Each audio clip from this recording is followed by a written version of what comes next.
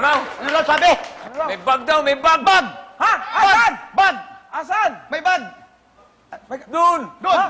Teka, may bag. Oh, oy, teka. Teka, may bag. Ano ba? May bag, bossing, Sandali. may bag. Bossing, Sandali, may oy. bag. May bag, bossing! Sandali. May bag!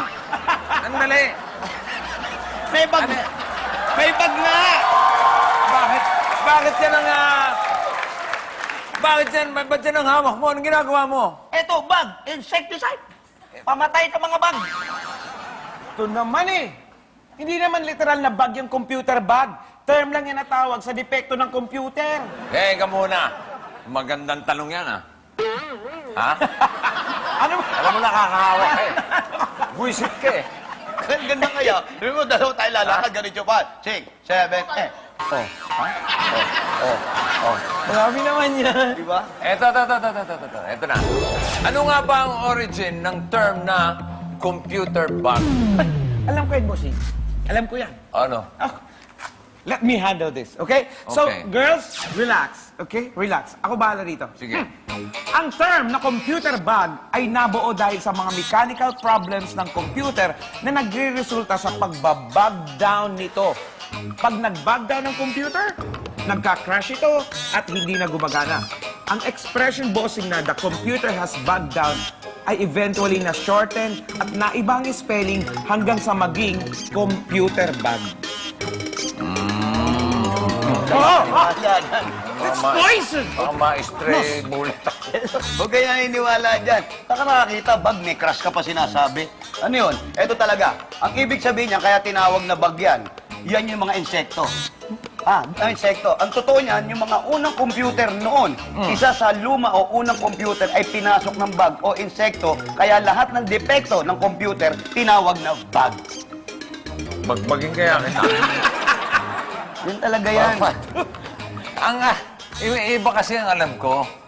Ang alam ko, ang salitang bug sa computer bug ay acronym na ang ibig sabihin ay Binary Unidentified Germ. Ha? Yan din ang pinagmula ng term na computer virus. Hindi mechanical problem o insect problem ang pinagmula ng term, kundi isang programming problem. Kayo, mga kapatid, ano sa tingin nyo ang totoong pinagmula ng terminong computer bug? Press red kung naniniwala kay Wally na nagmula ito sa mechanical problem at expression na lang ang the computer has bugged down. Press green kung sa tingin nyo naman ay totoo ang kwento ni Jose na dahil ito sa isang bug o insekto na nanuot sa loob ng isang mga sinaunang computer. And press blue kung naniniwala kay sa akin na programming problem ang pinagmulan nito kaya nabuo yung bug o BUG or Binary Unidentified Germ. Get ready to vote! Pindutan na!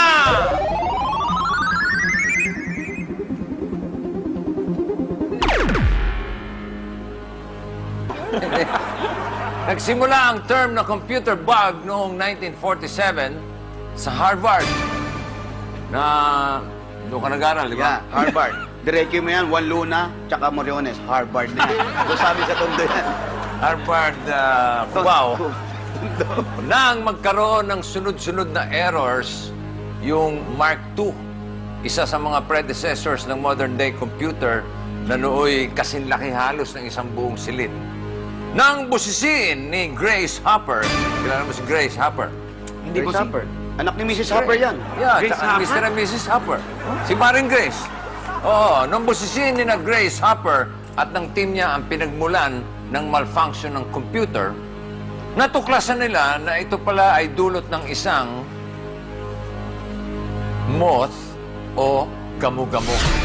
Gamu? Kaya lahat ng mga bumoto ng green, kayo ang tama! Ayaw niyo maniwala sa Ano akin. na? Ano kayo? Okay. Palakpakan natin sina Kirby and Evie Babes, mga kapatid.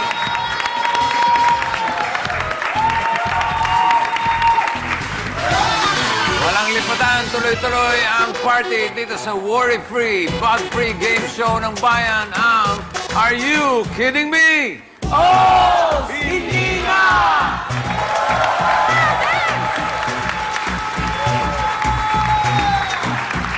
Pala sumayaw.